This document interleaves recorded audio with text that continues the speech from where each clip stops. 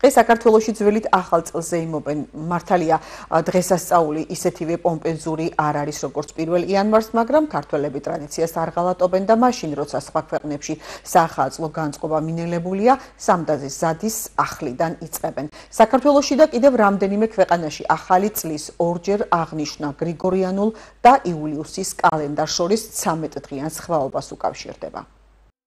საქართველოს მიულოცავ ახალ წელს ჯანმრთელობას, ბედნიერებას უსურვებ, რომ გამთლიანებული იყოს მთელი საქართველო ტერიტორიების დაბრუნებას და ვფიქრობ, რომ ამას მოახერხებს კიდეც ჩვენი ახალი მთავრობა და რაც მთავარია იყოს სიკეთე, მშვიდობა იყოს, რომელიც დღეისათვის კარგად ასუფლებს მშვიდობა საქართველოში და ალბათ ასე იქნება ბოლომდის გასტას და ბედნიერებას და უხვი ყოფილიყოს მოსავალი ყოველთვის ბარაქიანი და ყველასათვის კაი ცხოვრებას უსურვებდი გურჯაანელებს საქართველოს და ყველას.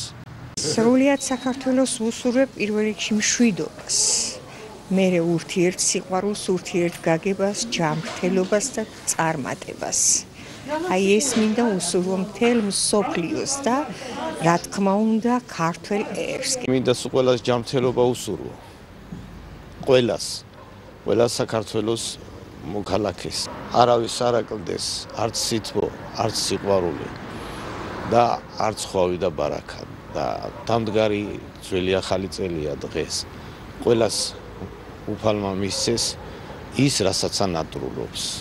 ჯანმრთელობაც, კარგად ყოფნაც, შვილების სიმრავლე და თავისუფალ საქართველოში ცხოვრება. საქართველოს მარტო კი არა, მთელ მსოფლიოს უსურვებს მშვიდობას.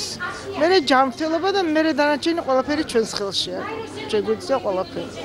ამიტომ მე ვისურვებდი მთელი ერი გაერთიანებულიყოს. მიულოცავ ძველ და ახალ წელს, უსურვებ ჯანმრთელობას, სიმშვიდეს, ქვეყნის გამთლიანებას, ერთობას, მშვიდობას. სრულიად საქართველოს მიულოცავ ისე რომ ერთი სული ყოფილიყოს რა, ერთი სიყვარული ყოფილიყოს და გაერთიანება ყოფილიყოს.